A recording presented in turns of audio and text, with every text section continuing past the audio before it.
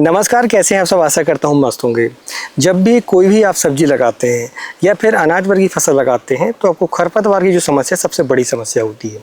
जैसे कि आप देख सकते हैं मेरे पीछे ये हमारी सब्जी की लाइन है, हमने इस पर लौकी लगाई हुई है। अब कुछ समय के बाद ये होगा कि जब बारिश का पानी आएगा तो यहाँ पर फिर नाले के बीच में हमें खरपतवार दिखाई देंगे और उन खरपतवारों को यदि हम कंट्रोल नहीं कर पाएंगे तो हमारी जो फसल है वह डैमेज होगी। डैमेज कैसे होगी? डैमेज ऐसे होगी दोस्तों कि क्या होता है कि जो भी कीटक हमारी फसल पर आते हैं तो उस पर हम स्प्रे कर देते हैं। ठीक है, फसल पर स्प्रे हम करते हैं, लेकिन बीच में जो खरपतवार होते हैं वहाँ पर स्प्रे नहीं हो पाता प्रॉपर। और जब हम दवा स्प्रे करते हैं कहाँ पर? फसल पर, तो वो जो इंसेक्ट हैं उस समय पर हमारी बीज पर जो है कचरे पर आ जाते हैं और फिर से जब दवा का असर कम होता है उस समय फिर से वह फसल को नुकसान पहुंचाने चले जाते हैं।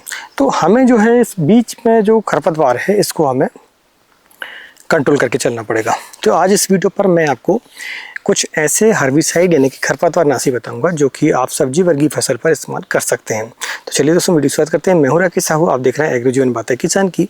यह आपका अपना चैनल है। इस चैनल पर जो भी जानकारी दी जाती है यदि पसंद आए तो वीडियो को लाइक करें और चैनल पहली बार चैनल को सब्सक्राइब करें।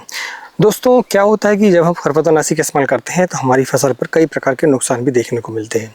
आपने सोचा कि यार ये सकरी पत्ती वाला हम हर्बिसाइड इस्तेमाल कर रहे हैं और हमारी जो फसल है वो लौकी की फसल है तो इस पर ये नुकसान नहीं करता, लेकिन ऐसा कुछ नहीं है। आपको इस वीडियो को पूरा देखना है। जब तक आप इस वीडियो को पूरा नहीं देखेंगे तो आप नुकसान से नहीं बच पाएंगे। इसलिए वीडियो को पूरा देखें और वीडियो के अंत में आपको जो हमारा मोथा होता है, जो हमारा दूब होता है, इसको जड़ से समाप्त करने का एक तरीका मैं आपको बताऊंगा। सबसे पहले हम जानते हैं कि हम सब्जी वर्गी फसल पर कौन कौन से हर्बिसाइड का इस्तेमाल कर सकते हैं। तो उन पर अगर हम देखा जाए तो सबसे पहले वो होते हैं जो कि हम किसी भी फसल के बीज को उगने से पहले खरपतवार के लिए हम स्प्रे करते हैं। तो उस पर हम देखें तो ये हमारा पास में जो है पेंडामेथिलीन, ये आपको स्टाम्प एक्स्ट्रा के नाम से मिल जाएगा। तो यह जो स्टाम्प एक्स्ट्रा है पेंडामेथिलीन है, यह खरपतवार को उगने ही नहीं देता। एक और खरपतवार होता है जो कि हम मक्के में इस्तेमाल करते हैं, जैसे हम एट्राजिन बोलते हैं। ठीक है, एट्राजिन भी ऐसा ही है जो कि हम मक्के की फसल बुआई करते हैं और जैसे ही बारिश होती है तो नमी मिलती है तो हम उसका स्प्रे कर देते हैं। तो क्या होता है कि जो कचरा होता है वो उग नहीं पाता है। तो इसी तरीके से स्टाम्प एक्स्ट्रा है, इसका इस्तेमाल भी हम इस तरीके से कर सकते हैं। दूसरा होता है हमारा जो कि पत्तियों के हिसाब से हम इस्तेमाल करते हैं, तो वो है टरगा सुपर। ठीक है, ये टरगा सुपर आप देख सकते हैं। टरगा सुपर का इस्तेमाल हम सकरी पत्ती के लिए करते हैं। तो टरगा सुपर का इस्तेमाल आप जो है सकरी पत्ती के लिए कर सकते हैं। जैसे चौड़ी पत्ती की आपने फसल लगाई हुई है, जैसे गोभी है, तो गोभी पर इसका इस्तेमाल आप कर सकते हैं। आप खड़ी फसल पर भी इसका स्प्रे करेंगे तो आपकी गोभी की फसल को नुकसान नहीं होगा और सकरी पत्ती के जितने कचरे होंगे वो समाप्त हो जाते हैं। तो इस तरीके से आप जो है टरगा सुपर का इस्तेमाल करके सकरी पत्ती वाले खरपतवार को समाप्त कर सकते हैं।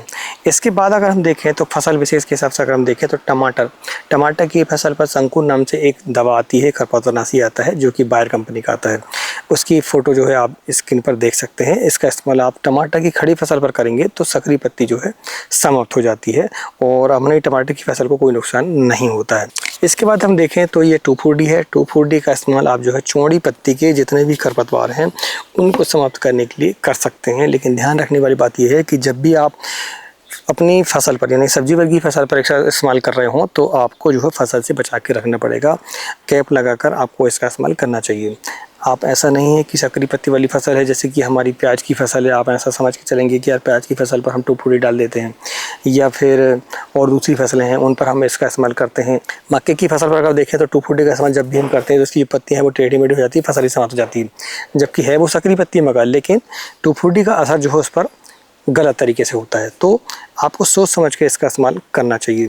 इसके बाद ये है राउंड अप। इसका जो इस्तेमाल है यह समूल नष्ट करता है। समूल कैसे नष्ट करता है? यह हमारी फसल पर भी अगर स्प्रे हो गया तो हमारी फसल को भी समाप्त कर देगा और कचरे पर पड़ा तो कचरे को भी समाप्त कर देगा। लेकिन यह है सिस्टोमेटिक। ठीक है, सिस्टोमेटिक जितने भी हर्बिसाइड होते हैं उनका जो असर है आपको वो लगभग 8 से 10 दिनों के बाद दिखाई देगा। 8 से 10 दिनों के बाद पौधा आपका जड़ से समाप्त इसमें हो जाता है। तो इसमें हम क्या काम करते हैं कि जब हमारी छोटी फसल होती है तो हम इसमें बीच में कैप लगाकर इस्तेमाल कर सकते हैं। लेकिन ध्यान रखने वाली बात यह है कि जब आपकी फसल बड़ी हो गई हो, उसकी जड़ें जो है, जैसे आपने ये मल्चिंग पर लगाई हुई फसल, अब मल्चिंग फसल आप लगाने के बाद यहाँ पर देखेंगे कुछ समय के बाद तो आपको बीच में भी जड़ें, इसमें अंदर जब खुदाई करेंगे आप देखेंगे तो इसमें जड़ें आ जाती हैं। तो जब नमी होती है और हम इसका इस्तेमाल कर देते हैं तो बड़ी फसलों पर देखा गया है कि आपकी फसल भी डैमेज होती है, उसकी बढ़वार वो रुक जाती है। फसल पूरी तरह से समाप्त नहीं होती लेकिन बढ़वार उसकी रुक जाती है। तो इसका इस्तेमाल आप छोटी फसल, जिसकी जड़ें उसकी छोटी हैं, ज़्यादा फैली हुई नहीं है, तो फिर आप राउंडअप का इस्तेमाल, ग्लाइफोसेट का इस्तेमाल कर सकते हैं। मेरा 71 का इस्तेमाल, आपको 71% ग्लाइफोसेट का इस्तेमाल सब्जी वर्ग की फसलों पर आपको नहीं करना चाहिए। मैं बिल्कुल भी रिकमेंड नहीं करूँगा, हालाँकि वो भी ग्लाइफोसेट है, लेकिन उसका इस्तेमाल आप वहाँ करें जहाँ पर कोई भी फसल नहीं लगी हुई है और आपको काफ़ी समय तक वहाँ पर फसल नहीं लगानी है, वहाँ पर आप इसका इस्तेमाल कर सकते हैं। जैसे कि आपका खेत का रास्ता होगा, बेडें होगी, ठीक है, आसपास जो बाउंड्री होती है वहाँ पर आप जो है चाहे तो मेरा 71 का इस्तेमाल कर सकते हैं। इसके बाद एक और हर्बिसाइड का इस्तेमाल हम करते हैं, वो है पैराकोट। पैराकोट ये टेक्निकल नेम है, तो आप किसी भी कंपनी का ले सकते हैं।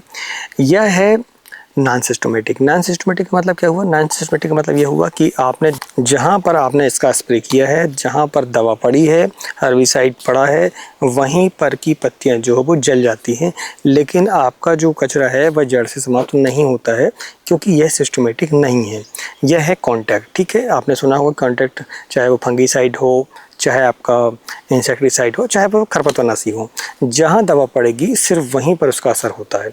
तो इसका इस्तेमाल भी आप अपनी फसल पर, सब्जी वर्ग की फसलों पर खासकर ज़्यादा किया जाता है इसका इस्तेमाल, क्योंकि कैप लगाकर हम क्या काम करते हैं, बीच में छोटा हमारा जब कचरा होता है तो इस पर हम डाल देते हैं।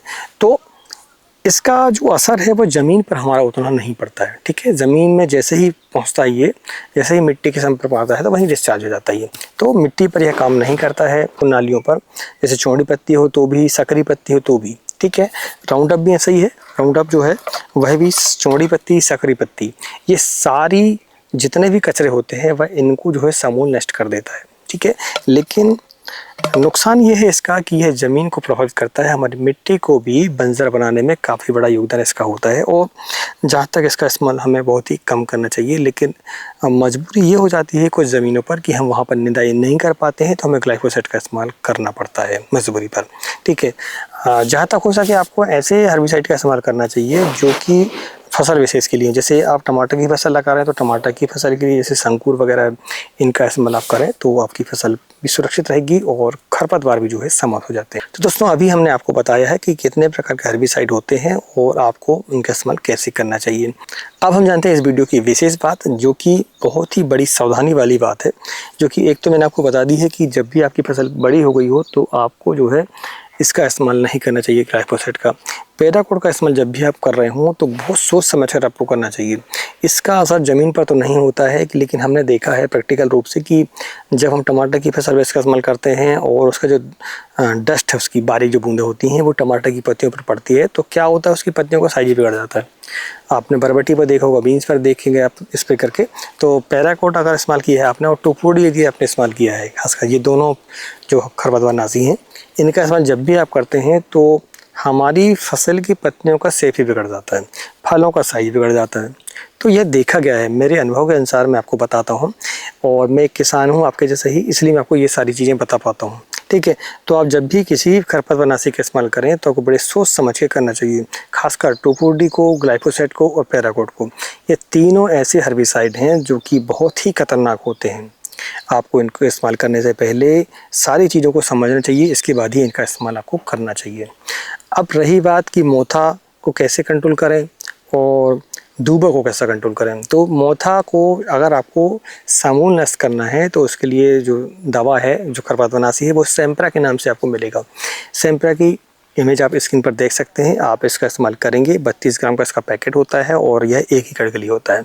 तो आप इसको 2 लीटर पानी पर डालें और उसके साथ में आप जो है 5 केजी यूरिया डाल दें, और आप इसके साथ में जो हमारा चिपको होता है, ठीक है, सिलिकॉन बेस्ड चिपको होता है, उसको 100 ml की मात्रा रखें। वैसे ही हम दवाओं पर 50 ml डालते हैं, लेकिन जब भी हम इस तरीके से हर्बिसाइड का इस्तेमाल करें तो हम थोड़ा सा ज़्यादा करना चाहिए। सेम्प्रा का 1 पैकेट, साथ में उसमें 5 केजी यूरिया, नाइट्रोजन, और उसके साथ में आपको इस्तेमाल करना चाहिए इसमें 100 ml आपका सिलिकॉन बेस्ड चिपको। तो इसका इस्तेमाल जब करेंगे तो आपकी जो मोथा है वह 100% आपको कंट्रोल हो जाता है। ठीक है। तो मोथा को कंट्रोल करने का यही एक बेस्ट तरीका है। अब रही बात दूबा की, तो दूबा के लिए जो है आप क्या काम कर सकते हैं कि जहाँ पर हमारी फसल नहीं लगी हुई है वहाँ पर आप दूबा को कंट्रोल करने के लिए ये राउंडअप का भी इस्तेमाल कर सकते हैं, और ज़्यादा दूबा हो तो फिर आप जो है मेरा 71 का इस्तेमाल करेंगे। मेरा 71 का एक पैकेट आता है जो कि एक पंप के लिए आप इस्तेमाल करेंगे 20 लीटर पानी के लिए। राउंडअप की जहाँ तक बात है तो राउंडअप आप जो है 100 ml से लेकर 150 ml तक प्रति 20 लीटर की टंकी पर आप इस्तेमाल करें। जहाँ जहाँ दूब होगा वहाँ वहाँ आप डालें, और इसके साथ में भी आपको यूरिया जो है थोड़ा डालना चाहिए। 50, जैसे आप 20 लीटर की टंकी है तो आप 50 ग्राम जो यूरिया इसमें पंप में घोल के डाल दें, और उसके साथ में आपको चिपको यानी कि सिलिकॉन में जो चिपको स्टिकर होता है आपको इसका इस्तेमाल करना चाहिए। तो आप देखेंगे जहाँ जहाँ आप राउंडअप डालेंगे वहाँ जो है दूबा आपका 100% कंट्रोल हो जाता है। तो इस तरीके से दूबा और मोथा को आप कंट्रोल कर सकते हैं। दूबा और मोथा ऐसे खरपतवार हैं जो कि आपके जैसे कि पैराकोट हुआ, या फिर आपकी फसल के अंदर मान लीजिए धान की फसल के अंदर या फिर अन्य फसल के अंदर अगर है तो आपके दूसरे जो हर्बिसाइड है उनका इस्तेमाल करने के बाद भी वह कंट्रोल नहीं हो पाते। दोस्तों जब भी आप खरपतवार नाशी का इस्तेमाल करें तो बहुत ही सोच समझ कर करें, और ख़ासकर तब जब आप खड़ी फसल पर इस्तेमाल करने वाले हों। खड़ी फसल पर जब भी आप इस्तेमाल करने वाले हों हर्बिसाइड का, तो आपको बहुत ही सोच समझ कर, और जो उसमें लिखा होता है, ठीक है, इसमें पर्चे आते हैं और ऑनलाइन का ज़माना है आजकल, तो आप गूगल में सर्च कर सकते हैं राउंडअप के बारे में भी, पैराकोट के बारे में भी, सारी चीज़ों के बारे में जानकारी ले सकते हैं। तो आप नीचे देखेंगे उसमें डिस्क्रिप्शन में लिखा होता है कि यार ये किस फसल के लिए है, इसकी मात्रा कितनी है, इसका डोज कितना है, इसकी कीमत भी पता चल जाती है आपको। ये सारी चीज़ें आजकल मोबाइल पर उपलब्ध हैं। आप मोबाइल का इस्तेमाल अच्छे तरीके से करेंगे तो आप जो है किसी भी प्रकार की गलती नहीं करेंगे। दोस्तों हर्बिसाइड को इस्तेमाल करने से पहले एक सावधानी और बरतनी आपको पड़ेगी, वो है इसकी डेट को लेकर कि यह किस तारीख को आपका बना है। दूसरा यह इसकी जो डेट है वो कब तक है, एक्सपायरी डेट कब तक है। एक्सपायरी डेट से फ़ायदा ये होता है देखने से कि अगर एक्सपायर हो चुका है हर्बिसाइड तो आपका एक तो काम नहीं पड़ेगा। दूसरा यदि मान लो फसल विशेष भी है वो, जैसे आप सैम्परा की बात करें तो सैम्परा का अगर मान लो डेट निकल चुकी है, एक्सपायरी डेट आ चुकी है, तो वह हमारी टमाटर की फसल को भी नुकसान करेगा। दूसरी एक सावधानी और है जो कि बहुत ही महत्वपूर्ण है, वो है इसकी एक्सपायरी डेट को लेकर। आप जब भी कोई भी हर्बिसाइड का इस्तेमाल करें तो उसके पहले आप देखें कि इसका जो वैलिडेशन है वो कब तक है, इसकी एक्सपायरी डेट कब तक है। खासकर उन पर जहाँ पर आप जो है फसल विशेष के हिसाब से स्प्रे करते हैं। मान लीजिए आपने गोभी की फसल लगाई है और गोभी की फसल पर सकरी पत्ते के लिए आपको टरका सुपर का इस्तेमाल करना है, तो फिर आपको डेट देखना बहुत ही अनिवार्य है। अगर इसकी डेट निकल चुकी है तो यह जो है आपकी गोभी की फसल को भी डैमेज करेगा। इस बात को आप नोट करके चलें। हमारी अभी भिंडी की फसल थी, भिंडी की फसल पर हमने क्या हुआ कि बिफ सुपर हमारे पास रखा हुआ था और हमने उसकी डेट नहीं देख पाया और हमने उसका इस्तेमाल कर लिया। हालांकि बीच में किया था हमने, पूरी फसल पर, खड़ी फसल पर उसका इस्तेमाल नहीं किया था, नालियों पर किया था हमारी। लेकिन भिंडी की जो फसल है वह, उसका जो पत्तियों का साइज है पूरा बिगड़ गया। तो आप जब भी कोई विशेष खड़ी फसल पर यदि मान लीजिए स्प्रे करने वाले हों हर्बिसाइड का, तो आपको विशेष तरीके से ध्यान देना पड़ेगा। दूसरा ये कि अगर फसल के बाहर भी आप इस्तेमाल करते हैं जैसे ग्लाइफोसाइड वगैरह है, तो यदि इनकी डेट निकल चुकी है, एक्सपायरी डेट आ चुकी है, तो आपको इसका जो असर है वो कम दिखाई देगा। इसलिए जब भी आप कोई भी दवा का इस्तेमाल करें, चाहे खरपतवारनाशी हो, चाहे कीटनाशक हो, चाहे फिर फंगीसाइड हो, किसी भी इंसेक्टिसाइड का इस्तेमाल करने वाले हों, फंगीसाइड का इस्तेमाल करने वाले हों, तो फिर आपको सबसे पहले एक्सपायरी डेट को देखना होगा। आज का वीडियो कैसा लगा प्लीज़ हमें कमेंट करके ज़रूर बताएं। यदि आपको हर्बिसाइड के बारे में, जैसे अनाज वर्गीय फसल हैं, कितने प्रकार के होते हैं ये, इसकी टोटल अगर जानकारी आपको चाहिए तो हमें कमेंट बॉक्स पर लिखें कि आपको टोटल जानकारी चाहिए, तो हम अगला जो वीडियो है आपको डिटेल रूप से दे देंगे। आज के वीडियो में इतना ही, मिलते हैं एक नई वीडियो में एक नई जानकारी के साथ। आपको यदि टमाटर की फसल की जानकारी चाहिए इस वीडियो को देखें, शिमला मिर्च की जानकारी के लिए आप इस वीडियो को देख सकते हैं। मिलते हैं एक नई वीडियो में एक नई जानकारी के साथ। तब तक नमस्कार, जय हिंद, जय किसान, जय जवान।